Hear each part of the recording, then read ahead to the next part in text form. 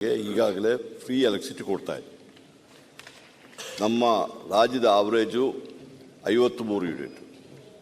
ನಾವೇನು ಮಾಡಿದ್ವಿ 200 ಯೂನಿಟ್ ತನಕ ಒಂದು ವರ್ಷ ಅವರೆಷ್ಟು ಉಪಯೋಗಿಸಿದ್ದಾರೆ ಅದರ ಆವರೇಜ್ ತೆಗೆದು ಅದಕ್ಕೆ 10% ಎಕ್ಸ್ಟ್ರಾ ಕೊಟ್ಟಿದ್ವಿ. ಮೊನ್ನೆ ತಾನೇ ಮುಖ್ಯಮಂತ್ರಿಯವರು ಏನಾಗಿದೆ ಕಡಿಮೆ ಯಾರು ಯೂಸ್ ಮಾಡ್ತಾರೆ 48 ಯೂನಿಟಿಂದ ಅವರಿಗೆ 10% ಆದರೆ ಅವರಿಗೇನು ಹೆಚ್ಚು ಸಿಕ್ಕುವುದಿಲ್ಲ.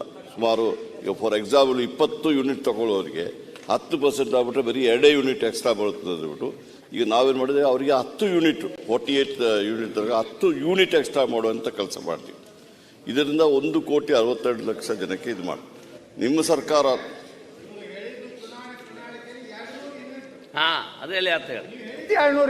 ಆಯ್ತು ಮುಂದೆ ಹೋಗ್ಲಿ. ಆಯ್ತು ಮುಂದೆ ಹೋಗ್ಲಿ. ಯತ್ನಾಳ್ ಅವರೇ ನೀವು ಮಂತ್ರಿ ಅವ್ರಿಗೆಲ್ಲ ವಿಷಯ ಗೊತ್ತಿದೆ.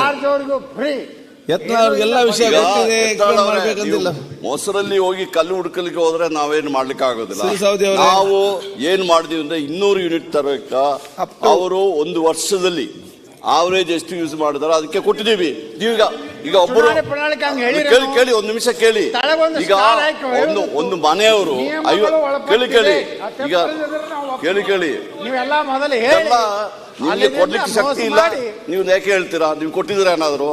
ಈಗ ಹೇಳ್ದಾರಲ್ಲ ಪ್ರಧಾನಮಂತ್ರಿಯವರು 300 ಯೂನಿಟ್ ಕೊಡ್ತೀವಿ ಅಂತ ಇದು ಮಾಡಿದ್ದಾರೆ. ಏನು 300 ಯೂನಿಟ್ ಕೊಡ್ತಾರೆ? ಎಲ್ಲಿ ಕೊಡ್ತಾರೆ 300 ಯೂನಿಟ್? ನಾನು ರೂಫ್ ಟಾಪ್ ಅಲ್ಲಿ ಯಾರು ಮಾಡಿದ್ರೆ ನೀವು ಸಬ್ಸಿಡಿ ಕೊಡ್ತೀರಾ?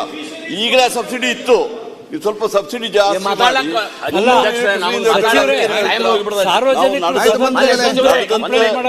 ನಡೆದ ಸರ್ಕಾರ ಮಾತಾಡಿ.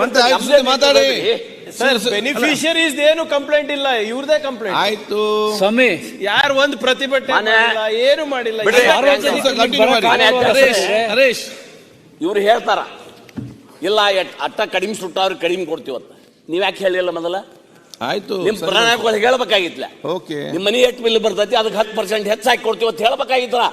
ನೀವು ಮಂದಿನ ಚೀಟಿಂಗ್ ಮಾಡ್ಯಾರಿ. ಮಂತ್ರಿಗಳು ಮಾತಾಡಿ ಬಿಡಿ.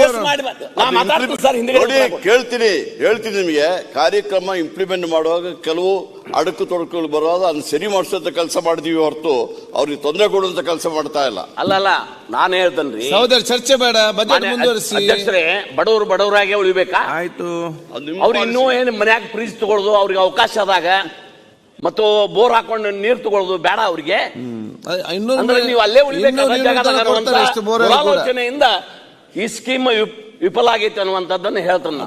ಇದ್ರೊಳಗೆ ಏನ್ ಅವ್ರಿಗೆ ಲಾಭ ಆಗಿಲ್ಲ. ನೀವು ಇರ್ಬೋದು 1,20,00,000 ಫಲಾನುಭವಿಗಳು ಇರ್ಬೋದು. ಅದ್ರಾಗ ನಮ್ಗೆ 50-60 ಲಕ್ಷ ನಮ್ಮ ಮೊದಲೇ ಉಚಿತವಾಗಿ 72 ಯೂನಿಟ್ ಫ್ರೀ ಕೊಡ್ತಿದ್ರ ಭಾಗ್ಯ ಜ್ಯೋತಿ ಒಳಗೆ. ಅದು ಜನ ಇದ್ರಾಗ ಸೇರಿ ನೀವು ಅದ್ರಾಗ ಎಕ್ಸ್ಟ್ರಾ ನಿಮ್ದೇನ್ ಕೊಡ್ತೀರಿ ಹೇಳ್ರಿ ಅವ್ರಿಗೆ. ಮುಂದೆ ಹೋಗ್ಲಿ. ಇದು ಗೃಹ ಜ್ಯೋತಿ. ಇದು ಇನ್ನು ಗೃಹಲಕ್ಷ್ಮಿ